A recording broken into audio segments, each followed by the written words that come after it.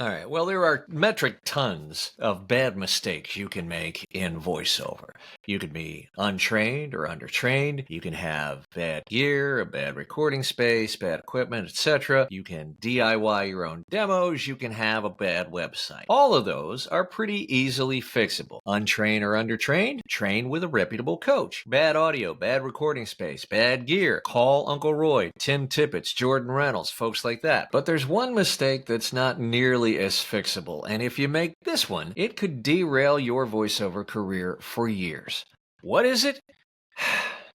Working for bad lowball rates. Look, when you're starting a business of any kind, your prospective customers need to have the confidence that you're competent and can deliver the goods. And when you put your services out into the world at rates that are substantially below standard, then you're not only telling, but you're training prospective clients that for whatever reason, even you don't value your work, so why should they? Some things in life are commodities, meaning they're basic goods that we need to survive. Think like electricity or bread or lumber or even PCs. But voiceover is a service, and that means when a business requires a service, they put together a scope of work with all the relevant parameters. In our business, that's usage and duration. Is it broadcast? Is it non-broadcast? How long is it going to run? Etc., etc. That comes to us in the form of a casting notice or an audition notice. In effect, that producer, that casting director, whoever the person doing the hiring, has put together their scope of work, their requirements, and they're asking service providers to submit their proposals. And here's where you need to make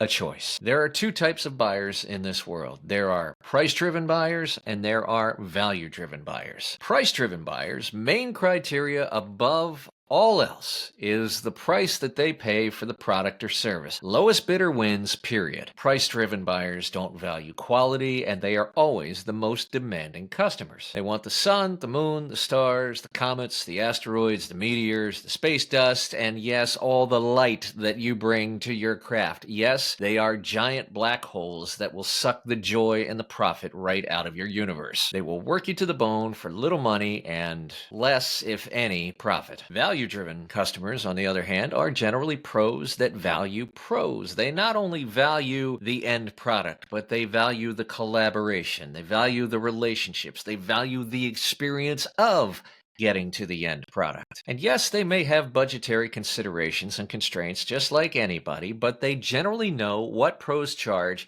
and the level of service they're likely to get when they pay those rates. Now, in VoiceOver, we often provide our services as part of a larger collaboration. Think if you're doing a voiceover for a commercial spot. You're bringing what you bring to the table, which is the voiceover and your talents and skills, but you're working in collaboration oftentimes with an ad agency, maybe a production company. There may be copywriters and a creative director and a production director, the film director who's directing the commercial, and that final end product collaboration is going to be turned over to the final end client. The agency and the production company, they trade on providing quality creative. They are not out to hire the cheapest voiceover that they can find. They're out to hire the best voiceover they can find to make themselves look good to their end client. It's the same with value-driven direct clients. Let's take into consideration a corporate video producer who will often have internal stakeholders or constituents like a marketing department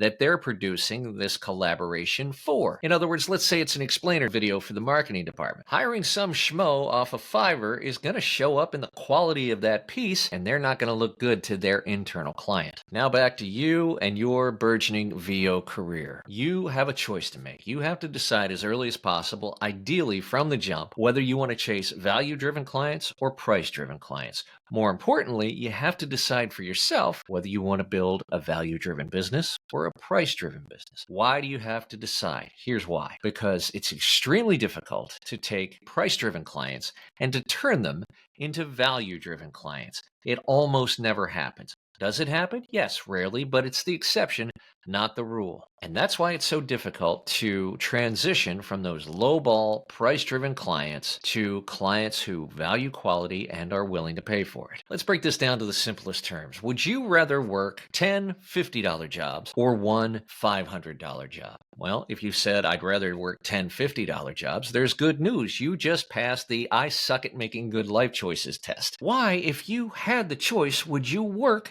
10 times harder for the same amount of money? I said if you had the choice, and here's the thing, you do have the choice. You can choose to take shortcuts, to not invest in training, to not investing in even decent gear, not top-end stuff, decent gear, a good recording space, which can be very cheap. You can choose not to become an actor, not to hone your talents and your skills, and you can choose to grovel for the rest of your career for $30 a holler, or you can choose to play the longer, way more rewarding game. Do your research. Start working with a reputable performance coach. Educate yourself about the business. Invest in yourself, in your gear, and your space, and your education, and build a solid foundation for a business that will last you the rest of your career. One where you can confidently command pro rates. One where you work with people and have relationships with people that you enjoy working with, who value you and what you bring to the table and your skills and talents, where you can have a profitable business that you're proud of and that supports you and your family, where you can build relationships with clients and colleagues that will enrich your life. I am sick to death of these so-called coaches who peddle this no experience necessary, have a profitable business in days bullshit narrative. They're preying on the stupid and the ignorant and the short-sighted.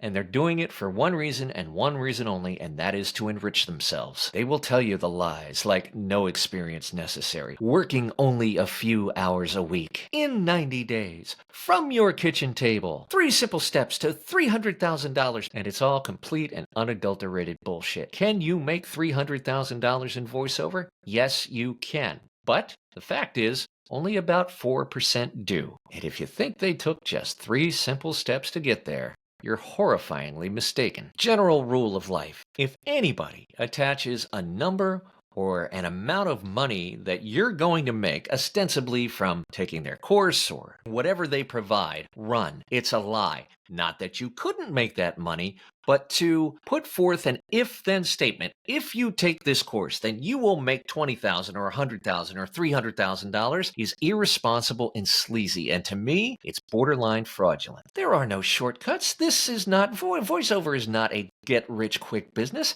There are no get-rich-quick businesses, and if you think there are, I can't help you. It takes years to build a successful business, not weeks. But that's not the problem. The problem is most people don't have the patience and the grit and the guts it takes to build something long-term, to have the patience to build something of significance. They don't have the drive and the passion, and more importantly, the mindset to build something long-term. They want it all, and they want it right now, and they literally have not built the beliefs, the character traits, or the skill sets to stick to anything long enough to become successful. Being outrageously successful, it's a decision. It's a choice. It's a mindset that says, no matter what, I have to learn or figure the fuck out. I'm going to figure it out in order to make this thing outrageously successful. Now look, if you want to be a hobbyist and you want to make some side money doing voiceovers for your friends or on Fiverr or Upwork or whatever, I have zero problem with that. But if you want to build a long-term successful business, you have got to be willing to do what it takes. And that starts with the choice to turn down $50 today to earn $500 next year, then $5,000, then $50,000, then whatever you deem successful for your vision of success and nobody else's. And if that's what you want to do, if that's